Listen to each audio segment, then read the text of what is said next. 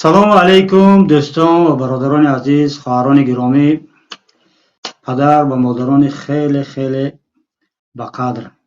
Умедворам ки ҳамагӣ хубу саломат ҳастедон. барномаи навбатии 60 дақиқа плюс ки дар канали марбут ба паймони миллии Тоҷикистон ба эфир мебарояд. барномаи навбатиро оғоз мекунем. хеле хурсанд ҳастам ки имрӯз ҳам худованд ба мо насиб гардонд то бо ҳам ҳамсӯҳбат бошем. мо дар меҳмонии шумо ва шумо низ дар меҳмонии мо бошед. умедворам ки дигар ҳамагӣ шумоён, хонаводаи шумо ва наздикону пайвандони шумо хубу саломат бошанд. дӯстони азиз, бародарони гиромӣ, имрӯз тасмим гирифтем мо дар яке аз мавзӯъҳое ки дар вақтҳои охир дар сатҳи давлат ва кишвари мо, дар сатҳи миллат хеле баррасӣ мешавад ва зери мафҳуми арзиши миллӣ, бо номи арзиши миллӣ гапу саду ҳарфҳо меравад. дар бораи ин суҳбат кунем.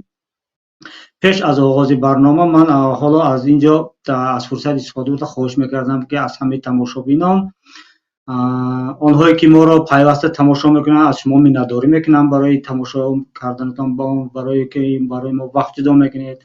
аз онҳое ки дар шарҳҳо фикру назарҳои худро менависед, онҳоро низ миннатдорӣ мекунам ва аз кормандони техникӣ ки ҳамаро назорат мекунанд, идора мекунанд, онҳоро як ба як миннатдорӣ мекунам ва дар охир гуфтаниам ки обуна шудан ба ин каналро фаромӯш накунед.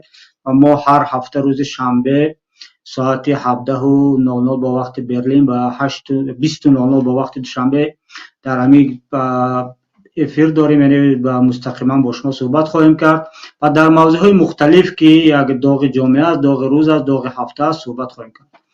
ва имрӯза мавзӯи мо чӣ хел ки гуфтам, нақши арзишҳои миллӣ дар ташаккулёбии давлат ва миллат аст. ва барои ин мавзӯъро матраҳ кардан ва мо зарур донистем ки яке аз нафарҳоеро мо даъват кунем ба меҳмонӣ ки воқеан як шахси миллӣ бошад, шахсе бошад ки воқеан аз фарҳангу аз адабу аз замони муосир, умуман аз ҳама ҷойгоҳе ки барои як инсони фарҳехта ва озода огоҳ бошад ва чунин шахсиятро мо дар шахси устод Зафар Суфӣ, шоир ва рӯзноманигори муқими Аврупо ёфтем ва эшонро ба барнома таклиф кардем. ҳоло кормандони техникӣ хоҳиш мекардам устодро ба студия ворид кунед. ассалому алайкум ока Зафар, хубед? саломатион аст? хуш омадед ака. درود بر شما، سلامت باشید، خوشبخت باشید، آباد باشید، در خدمتیم. درود بر بیننده های شما و اونایی که ما را بعداً هم میشنون. امیدوارم همه که صحت و سلامت و موفق و سربلند باشن. انشالله. بله، این برنامه ما اگرچه مستقیما هستد اما بعداً خیلی تماشا هم میکنن. به هر حال شما که تکلیف ما را قبول کردید و به این برنامه آمدید خیلی منتدارم. اگرچه من شما مستقیما در تماس هستیم، صحبت ها میکنیم.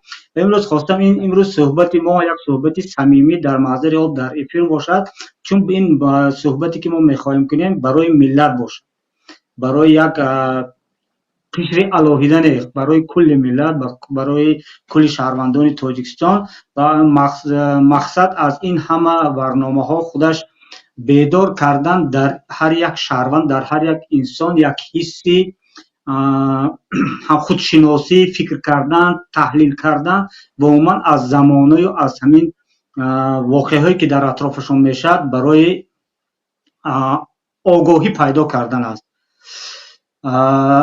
خلاص اکوی ظفر، در این باره خیلی امروز ها می نویسند و می گویند در رسانه های داخلی. موضوع هم هست که ارزش های ملی حکومت تاجیکستان شاید 10 ساله آخر زیر همین مفهوم ارزش های ملی گاهی قرارها هم قبول میکند، تبلیغات هم برده می شود. اما حالا من همچون یک شهروند میخوام از شما همچون یک انسانی که آگاه هستید از این مسئله، از این قضیه ها آگاه هستید، همچون یک انسانی که هم از فرهنگ و هم از ادب از درونش گویم خیلی باخبر هستید.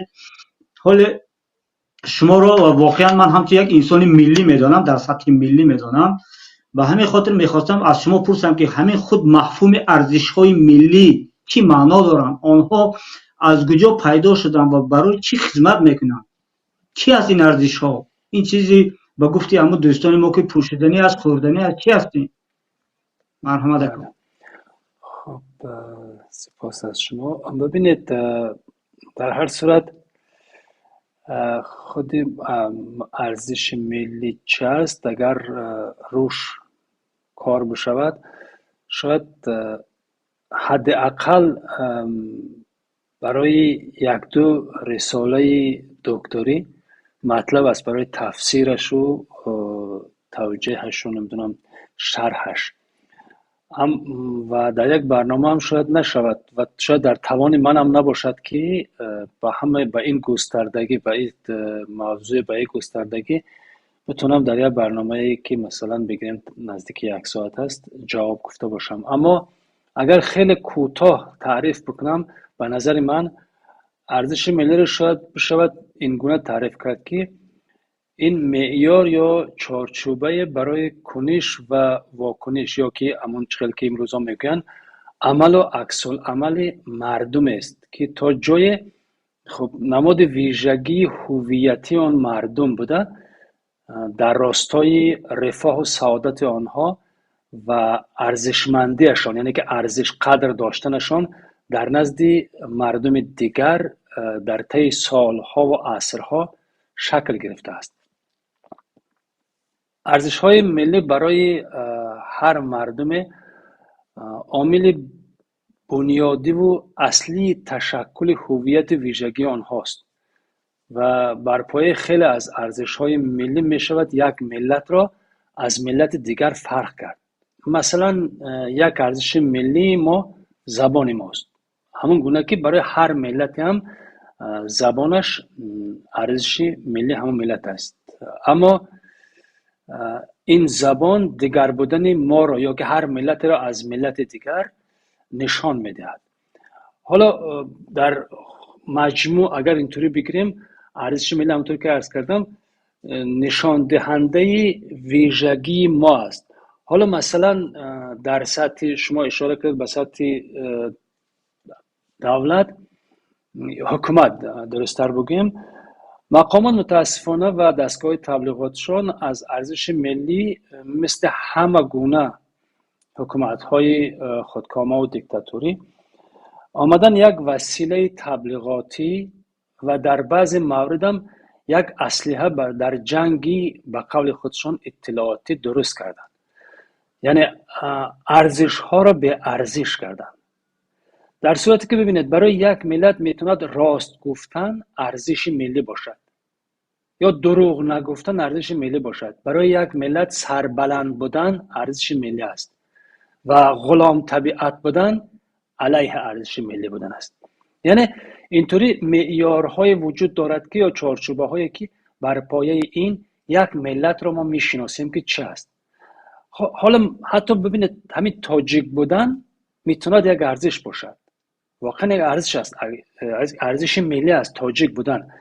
اما این به آن معنی نیست که از تاجیک بودن افتخار پوچ با وجود بیاد. یعنی تاجیک بودن همچون ارزش ملی زمین ساز افتخار پوچ یا شعارهای دروغین و نمیدونم یا نفرت پراکنی، باعث نفرت پراکنی برای مردم دیگر باشد در برابر مردم دیگر. یعنی برعکس میتوند نشان آن باشد که مسئولیت احساس کند. یعنی وقتی من میگویم من تاجیکم، شعار ندهم، نه افتخار پوچ کنم که بابای من نمیدونم فلان کار کرده بود. خیلی خوب، بابای من کرد، من چیکار کردم؟ من در چه وضعی قرار دارم؟ آیا در راستای سعادت من در این دنیا و در آخرت تاجیک بودن من خدمت میکند یا که برعکس خلل میرساند؟ نه، حتما خدمت میکند اگر با تاجیک بودن همچون مسئولیت انسانی نگاه شود. یعنی من وقتی میگم من تاجیکم، احساس کنم که من انسان‌ها رو دوست می‌دارم، من میخوام مردم در سعادت زندگی کنن، میخوام مردم آزاد باشد، میخوام مردم سربلند باشد، میخوام مردم زندگی در رفاه داشته باشن، حقوق‌هایشان رعایت شود، آزادیشان اجر گذاشته شود، یعنی شرافت داشته باشن، کرامت داشته باشن. در اون صورت من تاجیک، وقتی میگم تاجیک بودن ارزش ملی، بله این ارزش ملی من هیچ گونه به ارزش ملی کسی دیگر تداخل ایجاد نمیکند، دشمنی نیست، نفرت پراکنی نیست، برعکس محبت است. وقتی از ارزش ملی من محبت است و در کانتکسی اخلاق عمومی انسانی یا آزادی های عمومی بشری خدمت میکند، خب این چیز خوب است. اما وقتی بیایم از ارزش ملی را در راستای نفرت پراکنی، همون گونه که دستگاه های تبلیغی حکومت متاسفانه دارن انجام میتن، اگر اینطوری بکنیم خیلی بد است که من فکر میکنم در ادامه صحبت ان شاء الله این موضوع رو با بیشتر صحبت میکنم روش. خیلی خوب آقا عادل، در صحبتتان شما چند نقطه رو اشاره کردید. گفتید که همین ارزش ملی این یکی از نشانهای ویژگی یک ملت است. یک ملت رو ویژگی یک ملت رو نشان میدهد. همین خیلی مثال هم آوردید، مثل راست گفتن، سربلند بودن، مسئولیت انسانی داشتن. اینها همه را ببینید که اینها همه دیگر ملت ها هم دارند. ما نمیتوانیم که مثال عیناً همین راست گفتن ارزش یک ملت است، حالا که وقتی که ما این حرف رو میگیم، این از نقطه نظر من است، البته شاید که ما اینجا خطا کنم، وقتی که ما میگیم که ارزش فلان ملت راست گفتن است، این گویا که ما میگوییم که دیگر ملت همین ارزش رو ندارد. مثل که لیکن در اصل داریم همین راست گفتن تمام ارزش یک انسانی است. تمام انسانیت باید که راستگو باشن یا سربلند باشن یا خیلی که در اینجا گفتید یک مسئولیت انسانی رو داشته باشن. این تمام ملت ها. اما ما چی فرق داریم از دیگر که عیناً همین ما رو فرق میکنند از دیگر، فرضاً از ملت های همسایه در منطقه ما رو چی فرق میکنند؟ کدام ارزش؟ همچون یک توجیه اینجا فقط اشاره کردید به زبان. زبان ما بله درست است که ما رو فرق میکنند. بله ببینید، در هر صورت دنیا رو نباید همیشه در تداخل دید، یعنی که با هم در مقابله قرار نباید داد. بله یک چیز برای چندین ملت میتوند ارزش ملی باشد. یک ملت مثلا بیشتر رعایت میکند، یک ملت کمتر. معیارهای اخلاقی تمام انسانیت برای همه ارزشمندند. من وقتی گفتم مثلا ارزش ملی، وقتی ما از کودکی اگر آمدیم فرزندان ما را بخواستیم که فرق ندارد حالا چی، مثلا من تاجیک، چی یک قرقیز، چی یک روس، چی هر ملت فرق نمیکند، آمد برای خودش تعیین میکند. هیچ کس مثلا در مقایسه، مثلا من نباید در مقایسه با این بگیرم که خب راستگویی مثلا بگیریم برای فلان ملت هم ارزش میده. نه، منی مردم اینجا وقتی من میگم صحبتم روی مردم است. یک مردم وقتی میآید راستگویی را برای خودش ارزش ملی حساب میکند، خیلی کار خوب است. بگذار که هر ملت دیگر، هر مردم دیگر هم این ارزش داشته باشد، برای خودش ارزش ملی قائل باشد، هیچ مشکل. حالا اگر بیام بگیم که ما چه تفاوتی از دیگرها داریم، آیا در این دنیا که امروز مثل یک دهکده شده است، مثل یک روستای کلان است، دهکده کلان است واقعا، چون از هر گوشه دنیا ما میشد گفت که از وضعی در هر گوشه دنیا خبر داریم و اطلاعات پخش میشد، جهان اطلاعات است. حالا آیا ضرورت بر این میموند که ما بیایم مثلا دنبال تفاوت ها از دیگرها باشیم؟ در صورتی که جای این می شود مثلا بگیریم همین راستگویی را یا سربلندی را یا رعایت حقوق انسان، نمیدونم تلاش برای بهتر زیستن را همچون ارزش ملی بگیریم و در خانه خود ما که به نام تاجیکستان هست، اونجا در سعادت و رفاه زندگی کنیم. چی فرقی میکند که مثلا همین ارزشی که ما داریم برای یک نفر دیگه، یک مردم دیگر، مثال بگم در افغانستان یا نمیدونم در ایران یا نمیدونم در پاکستان، در چین، در آمریکا، در هر گوشه از این دنیا برایشان ارزش باشد. از این آیا ارزش ملی قدری یا که ارزش ملی ما پایین میرد؟ من فکر میکنم نه، برعکس بالاتر میرود. ما ارزش در زمینه سازی یا که در شکل گیری ارزش های عموم انسانی، مردم ما، ملت ما، فرزندای بزرگ ملت ما نقش دارن، خیلی نقش مؤثر هم دارن. و حالا خیلی از ارزش هایی که اونا همچون ارزش مردم خودشان مطرح کردن، ارزش ملی خودشان مطرح کردن، برای جهان ارزش عموم بشری شده. چه بدی دارد؟ هیچ مشکلی نیست. یعنی منظورم این که نباید به فکر میکنم به این گونه معیارها یا چارچوبه ها مثل ارزش ملی و از این دیدگاه نگاه کرده شاید که ما از دیگران چه تفاوت داریم. نه، ما هم انسانیم، همه ما انسانیم و یک ارزشی که ما برای خودمون بالاترین معیار میدانیم و براش قدر ارزش قائلیم، قدردانی میکنیم از اون میتوند برای یه مردم دیگه هم همین گونه ارزشمند باشد. هیچ بدی نه، من در اینجا هیچ بدی نمیبینم.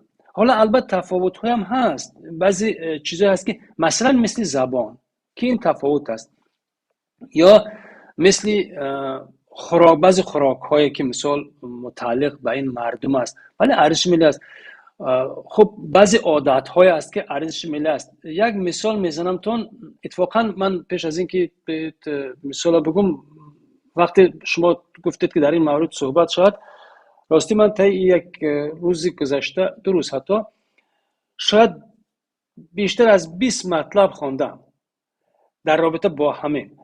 و یک چیز جالب که سال 2013 من در رابطه با همین یک مطلبی نوشته بودم در آزادگان در رابطه با ارزش ملی، و یک مطلب دیگه هم گسترده تر، البته در دریچه من نوشته بودم که او یک میشد گفت که یک گوشه بود در آزادگان، من همیشه مطلب می نوشتم. بعد یک مطلب گسترده دیگه هم همون عیناً در سال 2013 در آزادگان چاپ شده با نام ارزش ملی چیست. عیناً همینجوری سوال گذاری میشد سال 2013 و از خدا بیامرز سهراب شریف، اون وقت رئیس مرکز تحقیقات استراتژی بود، از اون شروع کرده تا سیف الله سفرف، شاکر جان حکیموف، واحد خان قاصدینف همچون جانشین رئیس حزب نهضت اسلام صحبت کرده. یعنی از همه قشر جامعه، از پرویز مولاجانف، از چند نفر نظر خواستن در مطلب، نظر اینا آورده شده.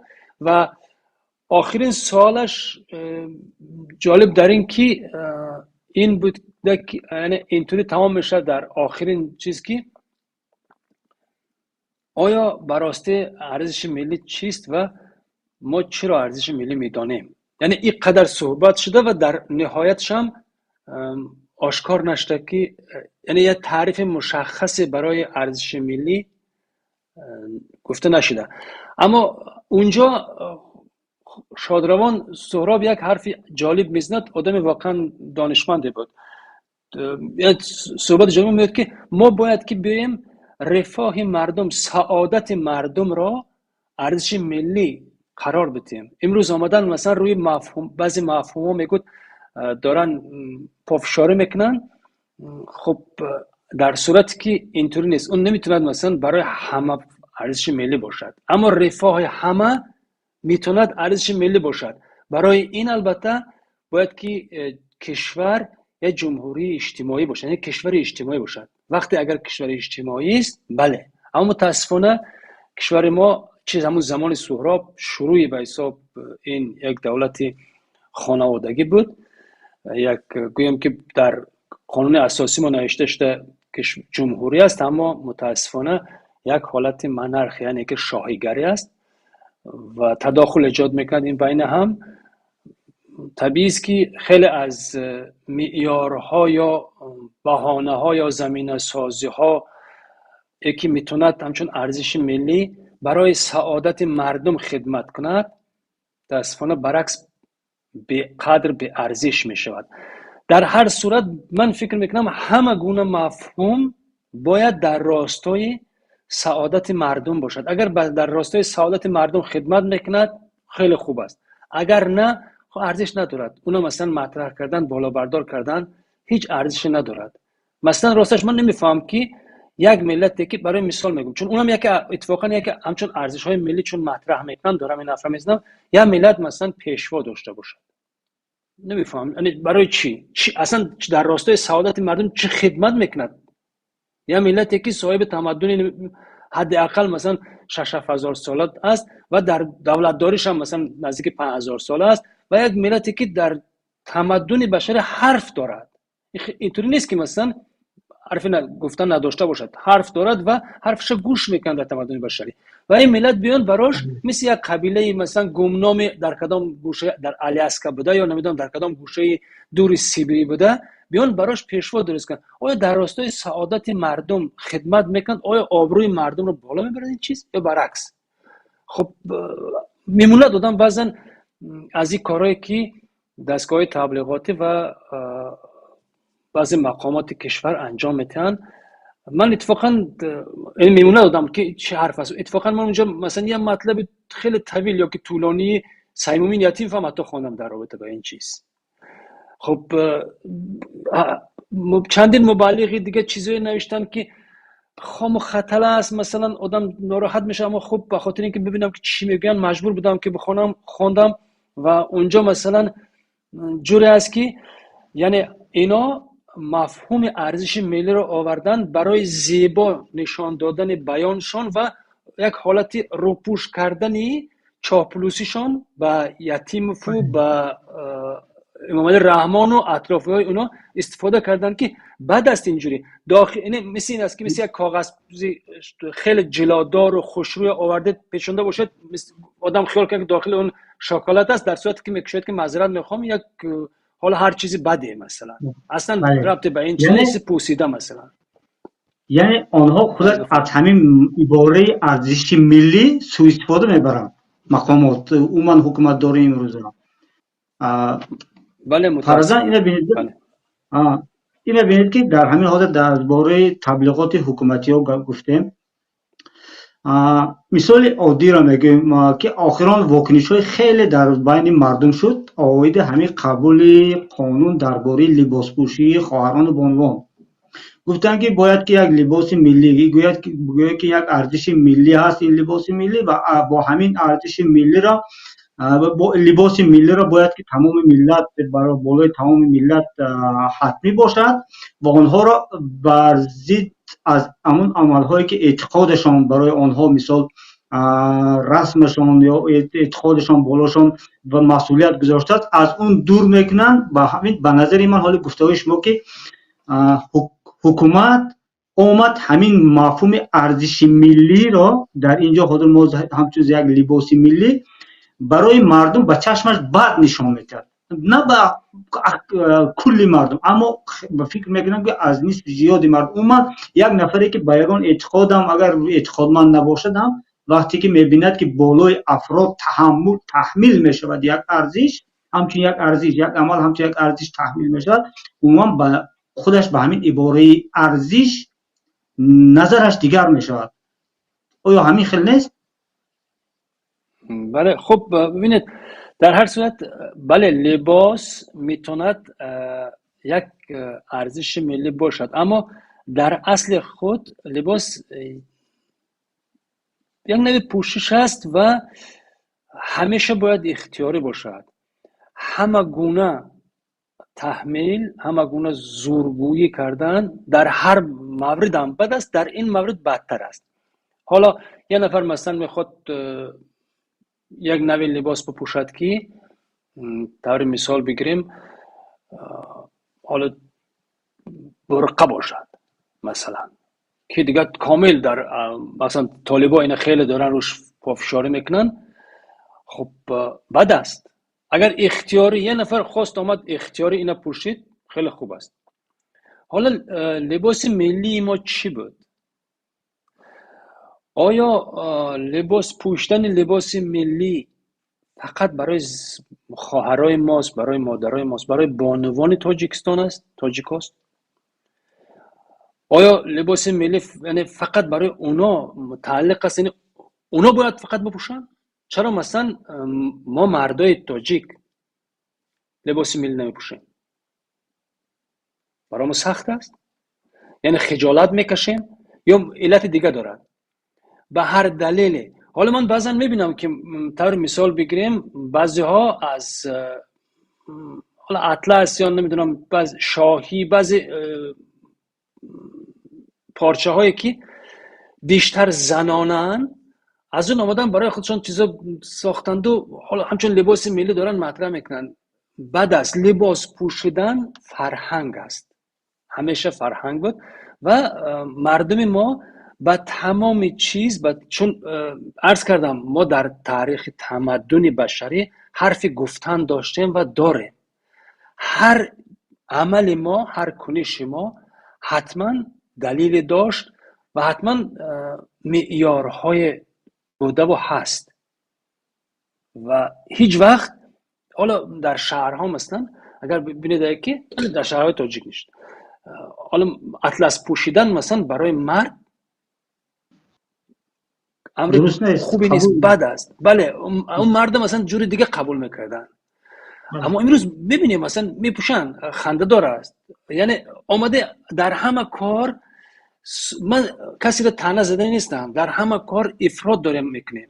هر کدام ما و شما، یعنی ما مردم داریم افراط میکنیم. علت افراط این است که ناآگاهیم از چی مردم بودن خودمون ناآگاهیم. به چه خاطر ما حالا گفتم که تاجیک بودن میتوند ارزش ملی باشد. تاجیک یک مردم صاحب تمدن و با همه در محبت است، در نفرت قرار نمیگیرد. اینایی که امروز نفرت پراکنی میکنن خودشون تاجیک میدونن، دیگرها همه مثلا میدونم اینا پستن، اینا نمیدونم اینا تاجیک نیستن و آمدن هر چی میگن، اینا اصلا با تاجیکیت هیچ ربطی ندارن. این گروه مشخصی کم سواد، کم خوانده، عرض شود که افراطی، احساسی و تمام هموز غمشون یا که تمام تلاششون این است که به یک نفر منصب داره که اینا را اجیر کرده یا مثلا براشون وعده کرده یا یک منصب کوچک داده براشون، دارن در راستای او خدمت میکنن که توجیه میکنن یا در اصل هیچ کی نبودن، یعنی میدونن که هیچ کس نیستن. امروز به خاطر فلان منصب داره، نمیدونم به خاطر فلان در سر قدرت بودن فلانی ها حالا در به جایگاه رسیدن، دارن از این سوء استفاده میکنن و متاسفانه بهترین ارزش ها را لگدمال میکنن، بی قدر میکنن، در نظر مردم به قول شما شوم نشون میدن. همین مورد لباس پوشی هم از جمله. چرا مثلا باید بیاید شما تحمیل بکنید که یک نفر فلان گونه لباس بپوشد؟ خب چیکار داری اصلا؟ آیا به امنیت مردم کشور تهدید دارد؟ آیا بر رفاه کشور، بر رفاه مردم لباس پوشتن فلانی، اون هر جوری که لباس پوشته تهدید است؟ آیا از اینجوری لباس پوشیدن ارزش های ملی گم میشه؟ نه، چون لباس همچون یک وسیله پوشیدن جسم انسان است. انسان یه زمان برهنه بود و وقتی که مثلا معیارهای مثل شرم و حیا و از این چیزا پیدا شد آمد خودش پوشید. در بعضی حالات اصلا نیاز طبیعی بود، هیچ گونه شرم و حیا هم نبود. زمستان شد در خنکی فکر کردن که چجوری خودشون رو بپوشونن، از سرما خودشون ایمن نگاه دارن. شد آمد به اینجا و از در دراز مدت حالا معیارهای دینی و اخلاقی و هر چی نامشو میگذارین، اینا آمدن یک اندازه های یا که قالب های تعیین کردن. در هر صورت ببینید با تحمیل هیچ کار نمیشد. من جانبدار این هستم که مثلا لباس ملی تاجیکی، همون سربند یا رومال یا نمیدونم کرته اطلس یا هر پیراهن دیگه ای که مثلا به هر شکلی که برای بانوان یا جامعه برای مردها، مثلا کلاه یا تاقیه برای مردها یا کلاه یا تاقیه برای بانوان، چیزایی که با نشانه ها یا اتریبوت های ملی داشته باشد، من در اینجا هیچ مشکلی رو نمیبینم. اما من مشکل در اونجا میبینم که با زور میخوان تحمیل بکنن و تحمیل بد است. ببینید هیچ مده در دنیا، همین لباس های مده که در دنیا میشد، هیچ کدامش با اجباری نیست. بریانی مثلا کت شلوارشه و هیچ کس مجبور نمیکند. امام رحمان مثلا میاد در $15,000 اون کت شلوار اونو میخرد. چرا؟ اینا فقط آمدن ساختن و مدل ها پوشاندن، تبلیغ کردن، مردم دارن میپوشن. یا بهتر صدها مثلا 10 صدها مدلی است که نمیخوام اینجا درباره اونها صحبت بشه. در هر صورت اونها هیچ کدومشون با اجبار که با کسی بار نکردن محصولات همون چیزایی که ساختن تولیدشونه. مردم خودشون میرن یه مبلغ هنگوف میتین میگیرن میپوشن، چون زیباست، شنم است و مطابق است. شما هم بیاید مثلا بگیرید میخواید یا لباس ملی بسازید، همون بسازید، مردم خودشون انتخاب بکنن. چی ضرورت داره که قانون قبول کنید، مجبور کنید ملیسا بدود، نمیدونم کمیته زنها، همه دارن بدبختی و جز خجالت و شرم‌آوری دیگه هیچی نیست این چیزا. حاضر اکو جان، شما درباره تحمیل گپ زدید، تحمیل کردن. ولی من یک سوال در همین باره من میخواستم سوال گذارم که نگاه کنید. حاضر خیلی در موضوع واقعا موضوع وسیع است، با 1 ساعت و 2 ساعت معلوم است که این موضوع رو مطرح کرده نمیشد. خیلی و در آخر هم باز سوال میمونه، چه که در همون در مطلبتون گفتید در آخر باز با سوال تمام شد مطلب.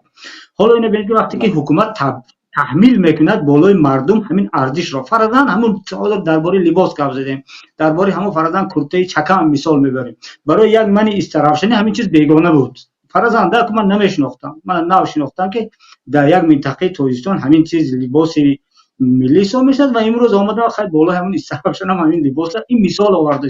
شاید اون بعضی رسم و بعضی ارزش‌هایی که در منطقه من هست برای یک منطقه دیگر بیگانه است. مثال شکر خدا اگرچه تاجیکستان کوچک است اما مردمش از فرهنگ ما بای هستیم. چون که گذشتگانی با برای جهانیان یعنی حرف آوردن، حرف گفتند، یک ارزش ها رو آوردن. ما امروز رفتیم یک از دنبال ارزش های کوچک مثل لباس و تاقی و معذرت میخوام از تماشاگران در رزمیر کابلوک این خیلی گپا.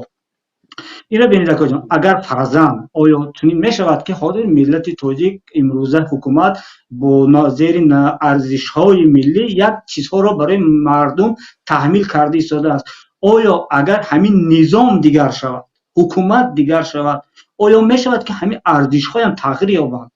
پس این ارزش‌ها موقتی بودند؟ ما کدام ارزش‌های هست که با عوض نظام، با عوض حکومت تغییر نمی‌یابند برای ما؟ بله. خب در رابطه با چکن، ببینید چکن چیزی زیبا است. من مثلا از چکن خوشم میاد.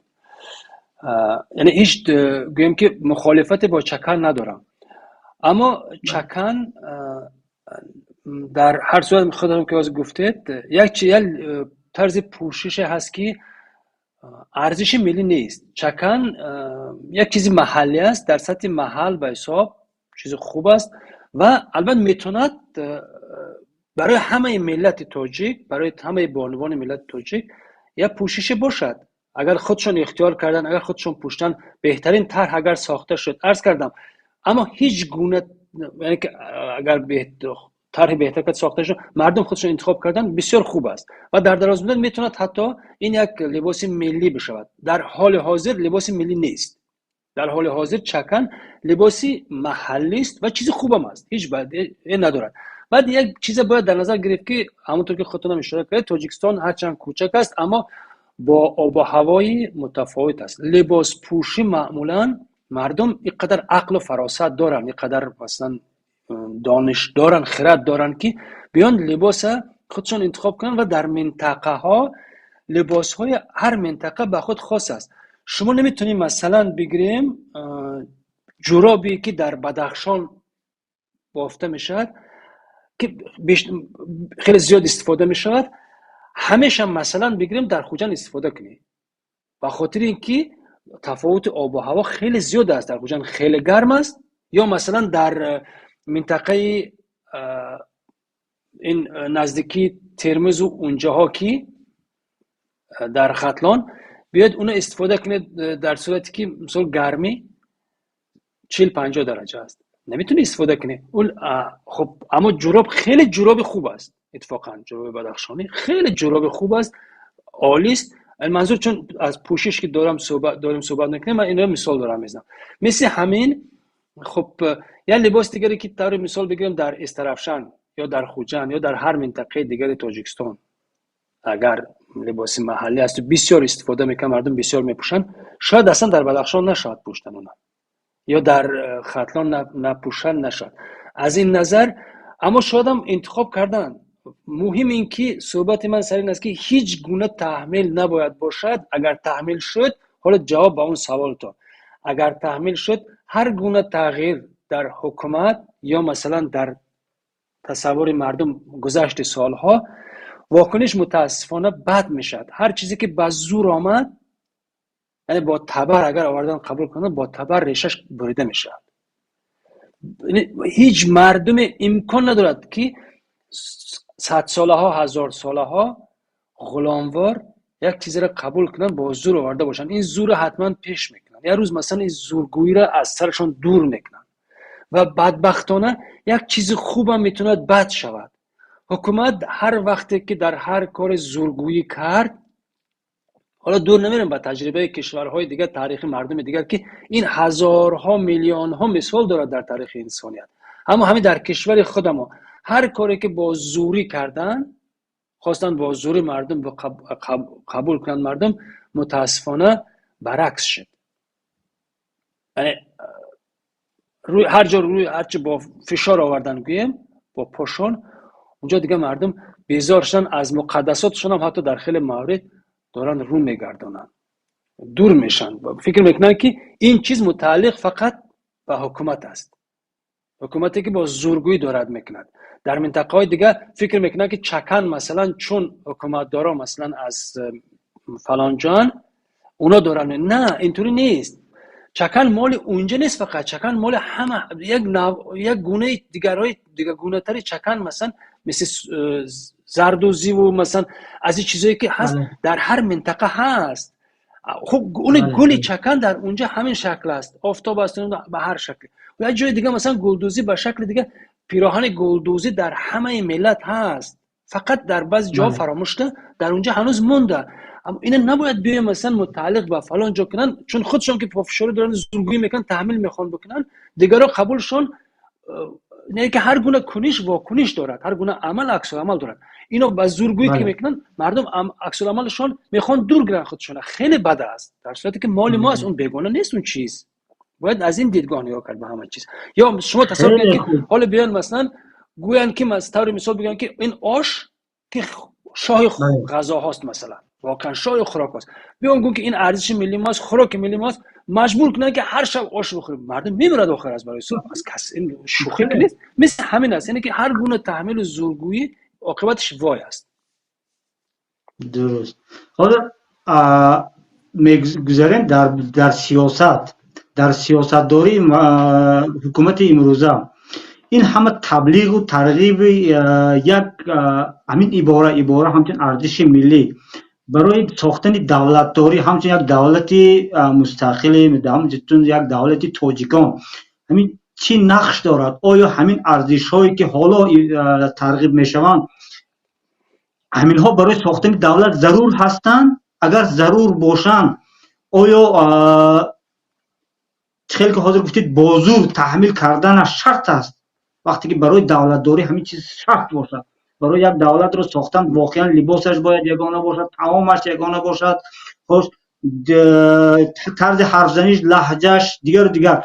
اما این چیزا البته جزئی هستند، اما چیزی که در آغاز برنامه شما گفتید یک زندگی فراه، ما میتونیم اضافه کردن که یک داشتن سواد، داشتن یک فلسفه زندگی آزاده، اینها باید ارزش باشند. اما حکومت متاسفانه یا نمیدونم با کدام نیت با یک جزئیات رو آوردن سر صحنه و با این میخواهند، از نظر ما میخواهند که با همین دولت رو مستحکم کنند، دولت داری خود رو نشان دهند که ما فرق ما از دیگر دولت ها همین است و ما دولت رو ساختیم. ما فکر میکنم که نظرم رو درک کردید، فهمیدید. بله، ببینید در هر صورت حکومت های مثل حکومت تاجیکستان که بیشتر خودکامه است و به قول دیکتاتوری است در عمل، هرچند که در قانون اساسی مثل کشور دموکراتی است و حقوق بنیاد است، اما متاسفانه حقوقهای مردم، حقوقهای بنیادی مردم رعایت نمیشد، زیر پا میشد و نادیده گرفته میشد این چیز از جانب حکومت دارا. و حکومت دارا یعنی که حکومت در هر صورت نه همچون یک قوه مجری، یعنی که قوه‌ای که اجرا کننده کار باشد، مدیر باشد که براش ماهانه میتین، اون باید بیاد این کار انجام بده و هر وقت که مثلا کارش مهلت کارش تمام شد به قول خیزت برای دنبال کار دیگر و گذارد کسی دیگه مثلا مدیریت ادامه بده. اینطوری نیست. آمدن گرفتن قانون اساسی زیر پا کردن و یه حالتی مادام العمر شده. حکومت داره و طبیعی است که در این گونه حالت معیارها یا که مفهومهای مقدس مثل حتی دین، حتی حقوق بشر، ارزش‌های ملی، ملت، حتی وطن، متاسفانه یک وسیله تبلیغاتی می شود، یک واسطه می شود در راستای تحکیم حکومت خودکامه خدمت میکند. همچون ابزار از اون استفاده برده میشه، سوء استفاده میشه درستش بگیم.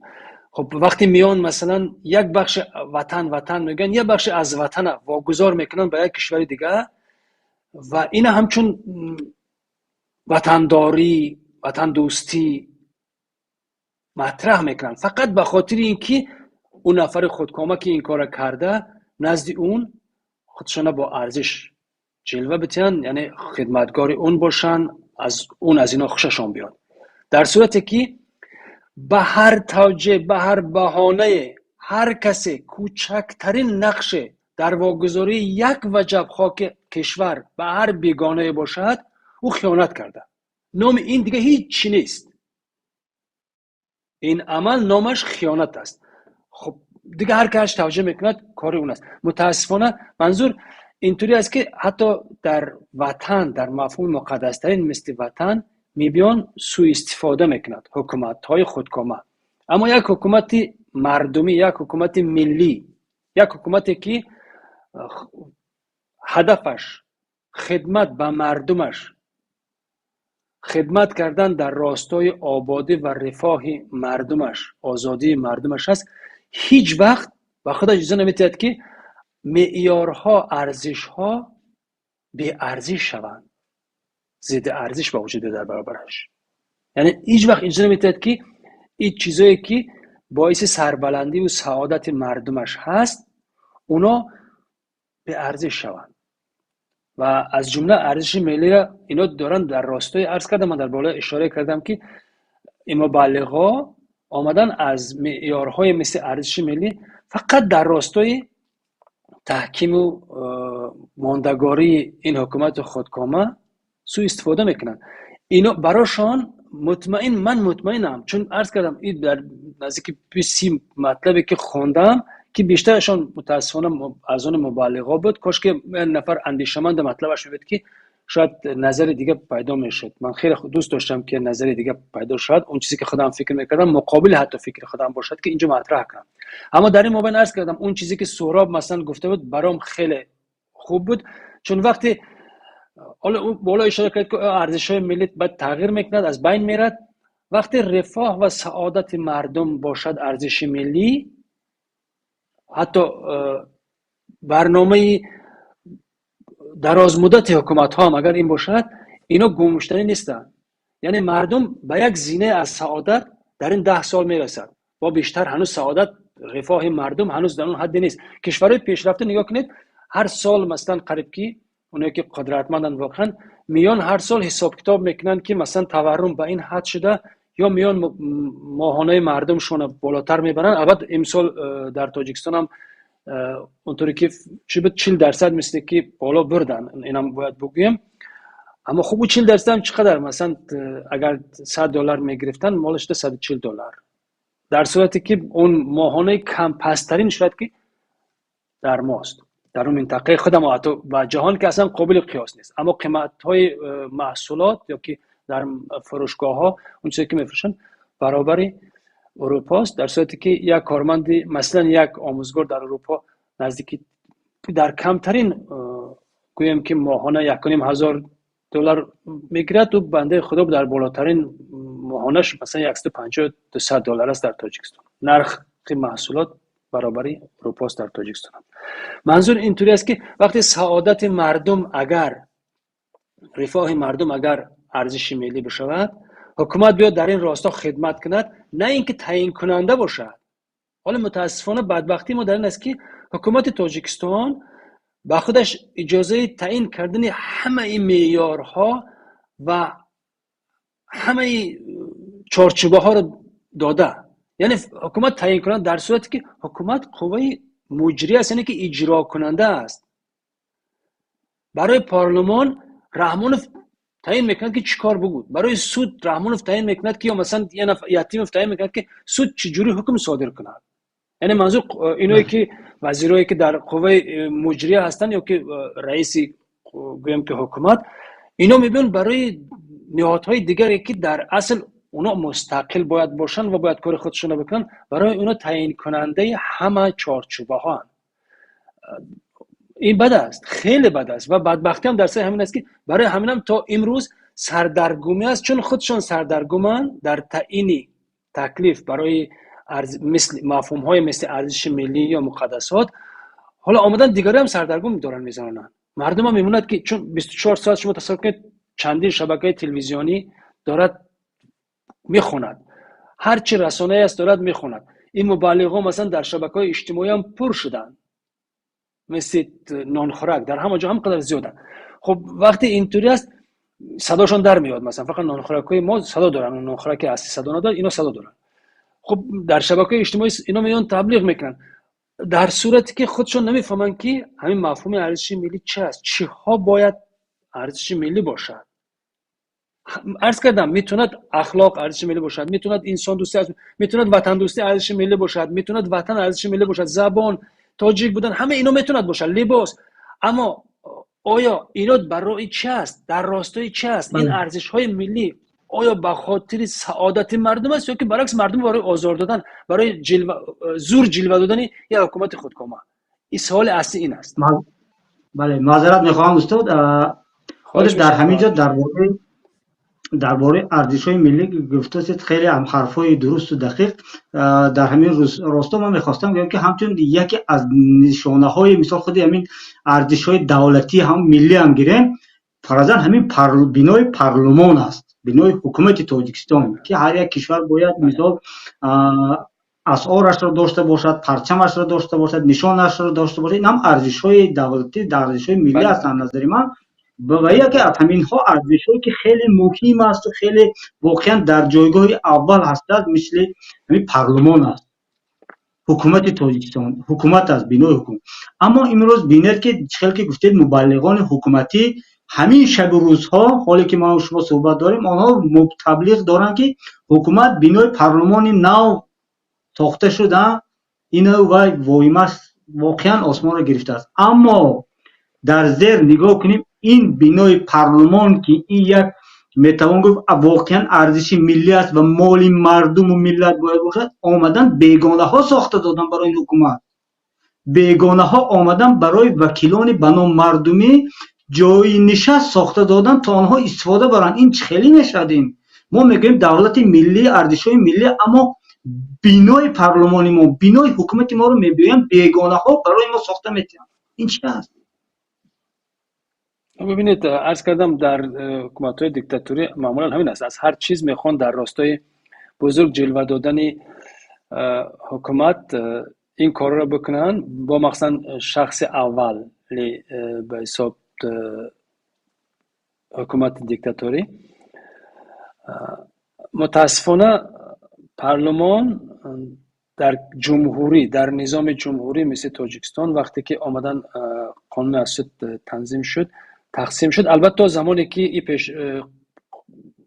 پیشوای ملت ساخته شد، این قانون پیشوای ملت تا زمانی که ساختن، در اصل یک کشوری که مردمی که خودش احترام میکند، وقتی مثلا قوه مجریه یا که قوه اجراییه، مثلا قوه قانونبر یا که قوه مقننه و قوه دادگاه به حساب، سه شاخه حکومت که اینا باید جداگانه باشن و هر کدامشون نقش مؤثر داشته باشن. پارلمانی که برای کشور، برای زندگی مردم قانون‌های را تنظیم میکند، قبول میکند، پیناش به قول شما یک کشور دیگه میاد میسازد و اون کشور هم متاسفانه اینطوری نیست که بچه خاله ما باشد. او کشور منفعت‌های خودش دارد، فرق ندارد هر کشوری که در یک کشور دیگه کار میکند به خاطر روی گل فلانی نمیکند. در سیاست هیچ گونه دوستی وجود ندارد، در سیاست منفعت هاست. چین در تاجیکستان منفعت دارد و این آمده چه ساخته و مطمئن باشید که ما نزد اون قرض داریم، زبان کوتاهیم. قرضدار زبان کوتاه است، فرق ندارد اون قرضه کی گرفته، مردم قرضدار کرده.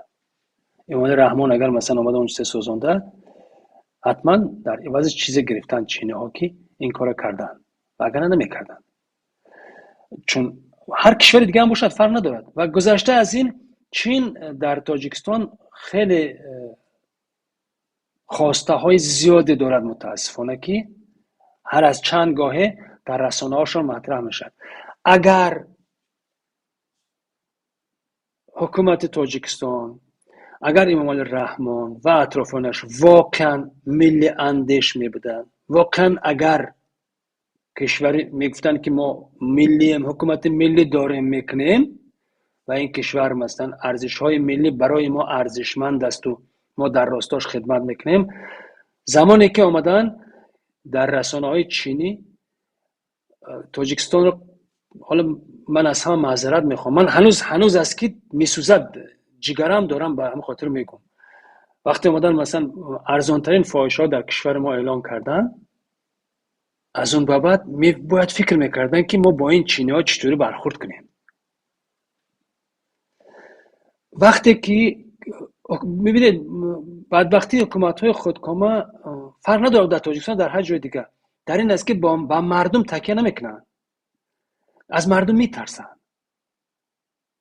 اعتماد ندارن به مردم خودش. فرق در هر جای دنیای باشد، چه در تاجیکستان است، چه در لیبی است، چه در افریقا، چه در امریکا، چه در هر جا باشد، حکومت ها اگر خودکامن، این سریشتشان، نهادشان همینطوری است، وجودشان همینطوری است، بنیادشان اینطوری است که به مردم باور نمیکنن، به مردم تکیه نمیکنن، به بیگانه ها تکیه میکنن و عاقبتی به بیگانه ها تکیه کردن و جز بدبختی چیزی نیست. بدبختی متاسفانه بیشتر برای مردم است، برای مردم عادی است.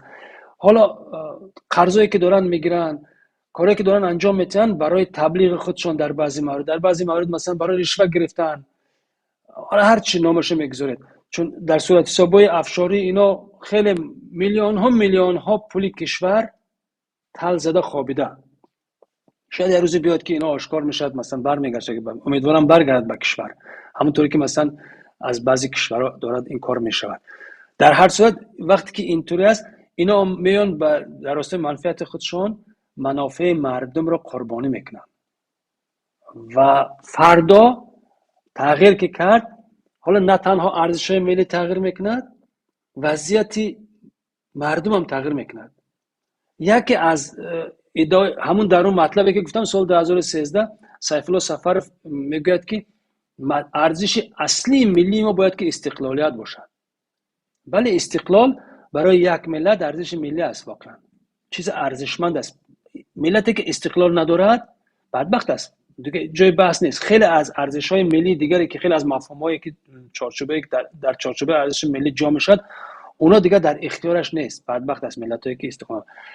اما اگر با این گونه حکومت خودکامه ادامه پیدا کند، همون استقلال که ارزش ملی ما باشد، اونم زیر سوال میره. خب از طرف دیگر ببینید، ما همچون ملت مثلا خیلی وقت میگیم که ارزش عمومی ملی داریم، ما ارزش‌های داریم که شاید مثلا نشود عمومی ملی، چون ما در آسیا مرکزی تنها در تاجیکستان نیستیم همچون تاجیک، همچون یک مردم یا ملت، فقط در قرقیزستان هستیم، در ازبکستان هستیم، خب در قزاقستان هستیم و در خیلی این منطقه ها ما آمده نیستیم، بومیم، اونجاییم، از هیچ جا نآمدیم، از همون قدیم الایام ما در اونجا بودیم. حالا تقسیمات ملی طورشته که در اونجا موندن. آیا خیلی از ارزشایی که مثلا بگیریم در چیز هست در تاجیکستان، میتوند برای یک تاجیک در طور مثال بگیم در ازبکستان ارزش ملی باشد، در صورتی که در اون کشور اونا ارزش ملی خودشون دارن. مثلا مردم ازبک همچون کشور که به نامشون هست و اکثریت حساب میشن، اونا ارزش ملی خودشون دارن. آیا مثلا برای اونا هم ارزش ملی است؟ سوال پیدا میشه. خب وقتی که تعیین میکنن اگر حکومت ملی است میتوند این چیزا رو راحت بسازد. و چه خاطر گفتم که بیشتر اگر با مفهوم های اجتماعی و اخلاقی تاکید بشود مشکلات برای هیچ کس پیدا نمیشد و در مجموع ارزش ملی همگانه میشن. هر تاجیک براش همون مفهوم ارزش ملی است، مثلا دروغ نگفتن، مثلا زبان، مثلا آداب، نمیدونم. ما حتی بدبختیم که در همون مطلبی که عرض کردم گفتم سال 2013 اونجا من مثال آورده بودم که گرجه ها سرود عمومی دارن، یعنی با هم میان در همشان صدها سرودن. در یک فیلم میمینای من اونجا مثال آوردم، در همون نوشتم. خب یا دیگر ملت ها سرودهای دارن که با هم میخونن، همون هم یک ارزش است. یعنی با هم بودن هم وحدت همدلی هم یک ارزش است، ارزش ملی است. ملت پراکنده، ملت عبارت از محل ها، خب ارزش های محلیش در سطح ملت ارزش ملی میکشیده دیگه، طبیعی است که آینده خوبی ندارد، مشکلات زیاد براش پیش خواهد آمد. بله، خیلی یک سخنهای واقعا از قلب دل گفتید. در بعضی نقطه ها انسان واقعا به یک فکر فرو می رود که از این باطلاقی که حکومت ساخته است چه خیلی باید خلاص شویم، مثل همین قرضدار شدن و با فساد شدن. با از یک طرف دیگر فکر میکنیم که اون افراد یا نفرهایی که اون هم ملتانی که در دیگر کشورها هستند، آنها با آنها ما آیا یگان چیزی مشترک داریم، همچنان یک ارزش ملی، در این باید فکر کنیم. اینجا باز یک نقطه دیگر پیدا میشد که در داخل تاجیکستان هم دیگر ملت ها هم با ما زندگی میکنند، آنها نیز اینجا بومی هستند. و آیا ما وقتی که ارزش های ملی میگوییم و ارزش های ملی همین تاجیکان رو ما ترغیب میکنیم، آیا ما حق آنها رو پایمال نمیکنیم؟ اینجا گپ و حرف واقعا بسیار است که ما باید بالاش اندیشه کنیم. روشنفکران ما برای ما باید که راه نشان دهند که چیکار باید کنیم. حالا در آخر برنامه ما خیلی چند دقیقه در تا آخرش مانده است. از شما همچون یک شخص ملی میخواهم خواهش کرده باشم که برای مردم، برای ملت یک نصیحت کرده باشید که در حالت امروزه مردم، افراد، نفری که خودش رو میشناسد و خودش رو میخواهد برای همین ملت و دولت خدمت کرده باشد چی گونه باید رفتار کنه، چی عملهای رو انجام دهد، ما باید چیکار کنیم؟ ببینید، من البته در جایگاه نیستم که با کسی نصیحت بکنم. من فقط میتونم درخواست کنم و پیشنهاد بدم براشان. یگانه خواهش من این است که ما باید پیش از همه به ارزش‌های عمومی بشری صادق باشیم و اگر دیدیم که آزادی یک برادر ما و شما را کسی زیر پا میکنه، حقوقش زیر پا میکنه، در برابرش صدا بلند کنیم، بایستیم.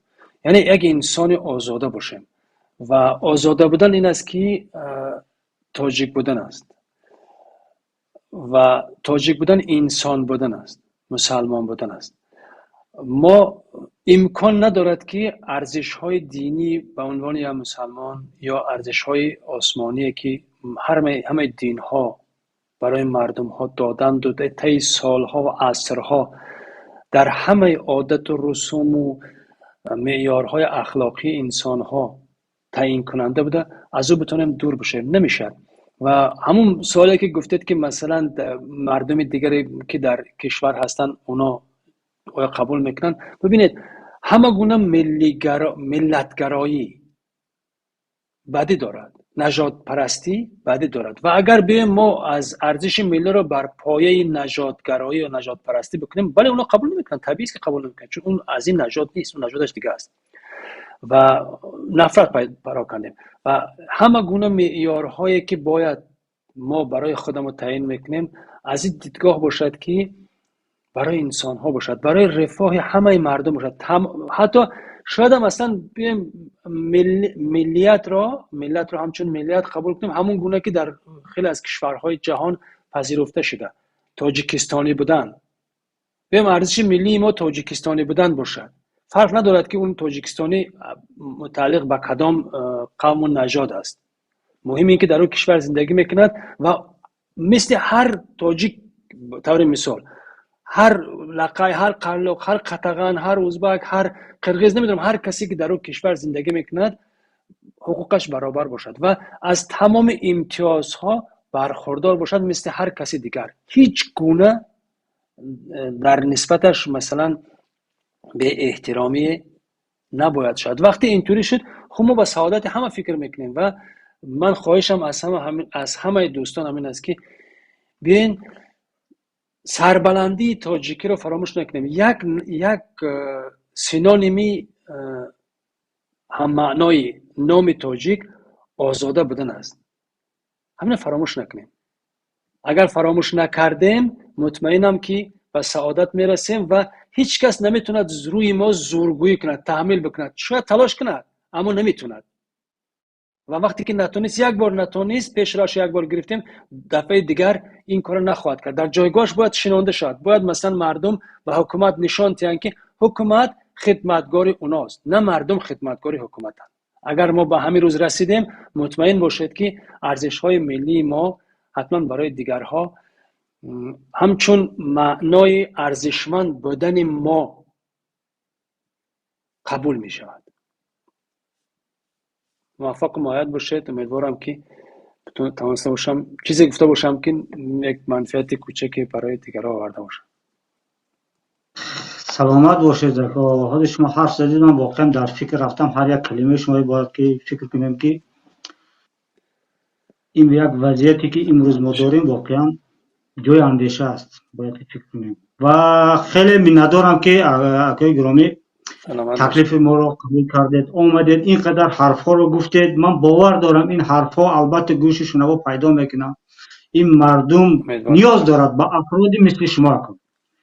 حالا هر کس که هرچی میگوید، اما برافشان فکران همین ملت، ما 10 میلیونیم، 20 میلیونیم، 5 میلیونیم، فرق ندارد. همین برای همین ملت روشن فکران و افراد ملی مثل شما ضرور هست. به شما نیاز داریم ما و امیدوارم که در برنامه‌های آینده هم نیز ما شما را تکلیف میکنیم و برای ما از حرفایی که در دلتان جمع شده است و برای ما مفید است خواهید گفت. زنده و سلامت باشید. با امید خدا سلامت باشید. خدا نگهدارتان. موفق سلامت باشید. دوستان عزیز، تماشابینان گرامی، امروز برنامه ما همین بود، یعنی درباره ارزش‌های ملی. امیدوارم که مهمان ما استاد ظفر صوفی توانستند در آن فکر و نظرهای خود را برای ما رسانند و ما هم باید که کوشش کنیم در نوبت خود که از این حرف‌ها ما چیزی گرفته باشیم. واقعا خیلی که استاد گفتن از هم اساسیش یعنی باید آزاده بودن.